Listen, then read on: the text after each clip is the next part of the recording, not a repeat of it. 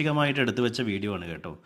അതുമാത്രമല്ല ജനേച്ചിനോട് പറയാറുണ്ട്, നീ വെറുതെ വീഡിയോ ഒന്നും ചെയ്യാൻ വേണ്ടി പാടില്ലേ എന്ന് എന്നോട് എപ്പം പറയും. അതുകൊണ്ട് തന്നെ ഞാൻ വീഡിയോയെ ചെയ്യാറില്ല. എനിക്ക് തോന്നുന്നു ഇവരെ കുറിച്ചുള്ള വാർത്തകൾ വരാത്ത മാഗസിൻ വനിത അടക്കമുള്ള, അതോടൊപ്പം തന്നെ ഒത്തിരി ഫുഡ് മാഗസിൻസ്, ബ്ലോഗുകൾ, ഒത്തിരി ചാനലുകളൊക്കെ ഇവരുടെ വീഡിയോസ് വന്നിട്ടാണ്.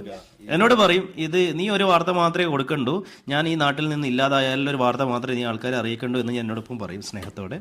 ഏതായാലും ആ സ്നേഹത്തോടെയുള്ള ഭക്ഷണം കഴിച്ചിട്ട് നമ്മൾ പിരിയുക എന്ന് പറയുന്നത് വലിയൊരു ആത്മസംതൃപ്തിയാണ്. അതുമാത്രമല്ല, ഇവിടെ ഉണ്ടാകുന്ന ഭക്ഷണങ്ങൾ എന്ന് പറഞ്ഞാൽ എല്ലാം നാടൻ സാധനങ്ങൾ മാത്രമായിരിക്കും. ഇവിടുന്ന് കഴിക്കുന്ന ആൾക്കാർക്ക് അറിയാം അമ്മീമൽ അരച്ചുണ്ടാക്കിയ ഭക്ഷണം, അതോടൊപ്പം തന്നെ അടുപ്പ്, നമ്മൾ പഴയകാല അടുപ്പ്, പുകയടുപ്പിൽ ഉണ്ടാക്കിയ ഭക്ഷണം, ഇതൊക്കെയാണ് അവർ വിളമ്പുന്നത്. അപ്പോൾ ഇതുവരെ കഴിക്കാത്ത ആൾക്കാരുണ്ടെങ്കിൽ ഒന്ന് വന്ന് കഴിക്കണം. ഇവിടുത്തെ വലിയ പ്രത്യേകതകൾ എന്ന് പറഞ്ഞാൽ, ഒന്ന് ആടിൻ്റെ നമ്മൾ നല്ല മീറ്റാണ്, ആട്ടിറച്ചിയാണ്. അതിന് 100 രൂപ അവർ വാങ്ങുന്നത്. നമുക്കറിയാം 700-800 രൂപയാണ് ഇന്നത്തെ ആട്ടിറച്ചിയുടെ വില.